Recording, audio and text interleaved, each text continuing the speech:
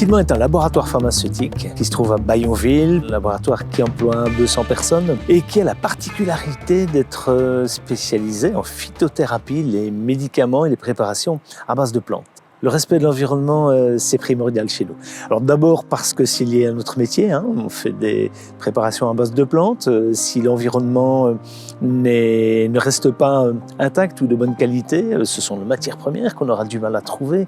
Au quotidien, on essaye d'avoir le moindre impact possible sur l'environnement. Lorsqu'un nouveau collaborateur arrive au sein de l'entreprise, il reçoit toujours une formation d'entrée en matière, donc découvrir exactement ce qu'on fait dans la société, mais également le côté environnemental est toujours représenté. Et donc, on va expliquer les habitudes de la société, comme par exemple le tri des déchets. On demande donc au personnel d'éteindre les lumières dès le moment où on sort de la pièce. On demande également de ne pas imprimer des mails si ce n'est pas nécessaire. Ou encore, on demandera d'éteindre les écrans de son PC lorsque la journée est terminée. On a mis en place le Citizen Day au sein de l'entreprise. Donc, ce Citizen Day permet aux collaborateurs de prendre une journée pour travailler dans une association, que ce soit donc dans un but sociétal ou environnemental. Donc récemment, avec les intempéries, beaucoup de collaborateurs ont demandé à travailler pour le nettoyage des berges dans leur commune, par exemple. Ensuite, au niveau quotidien, il faut souvent, au niveau du personnel, redire certaines choses. Donc il y a beaucoup de petits panneaux à gauche, à droite. C'est important d'appliquer le personnel. On a fait un atelier zéro déchet qui a été très apprécié par tous, durant lequel on a fabriqué de la poudre à lessiver.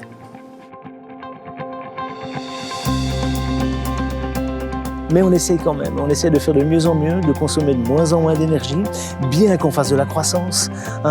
Et tout ça, c'est compliqué à gérer. Donc dans le pharmaceutique, c'est d'autant plus vrai que le défi soit de taille parce qu'il y a des contraintes liées aux normes GMP notamment puisqu'on produit des médicaments. Et ça demande des contraintes environnementales non négligeables en zone de production. Et ces contraintes sont énergivores. Notre objectif, d'ici 2030, c'est d'être autonome électriquement, c'est-à-dire de produire nous-mêmes toute l'électricité que nous allons consommer avec de l'éolien et du photovoltaïque et avec, bien sûr, des solutions de stockage. Donc la première chose à faire, c'est de se faire accompagner par une équipe de consultance qui est experte dans le domaine pour avoir d'une part une photographie de ce qu'on consomme aujourd'hui et ce qu'on consommera demain et d'autre part pouvoir amener des solutions pour pouvoir produire cette électricité, cette énergie dont on a besoin.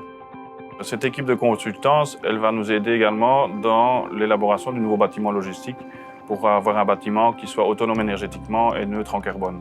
Au niveau de l'énergie produite sur place, on a envisagé l'éolien. Ça peut être aussi une collaboration avec une éolienne citoyenne, comme on peut déjà rencontrer, ou d'autres entreprises en faveur de ce projet.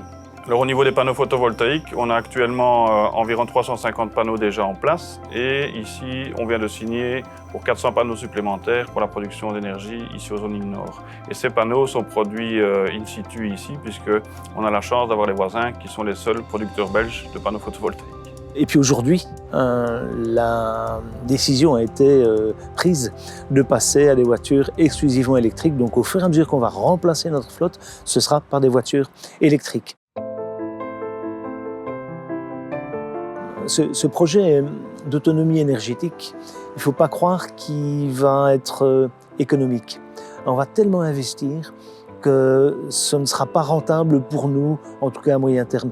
Mais ce sera un investissement rentable pour l'humanité et c'est ça qui est important. Je pense que cette autonomie énergétique, chacun devrait avoir en présence d'esprit ce genre de démarche pour pouvoir aussi être conscientisé par rapport à la production et à la consommation et pouvoir soi-même accomplir sa petite pierre à l'édifice pour montrer qu'on peut quand même pouvoir tirer à profit des énergies renouvelables sur place. Comme on est une entreprise qui n'est pas cotée en bourse, qui ne laissera jamais entrer des investisseurs externes, on n'aura jamais d'énormes capitaux. Or, nos ambitions environnementales ont un coût et nécessiteront des moyens économiques, des moyens financiers qu'on va devoir générer nous-mêmes.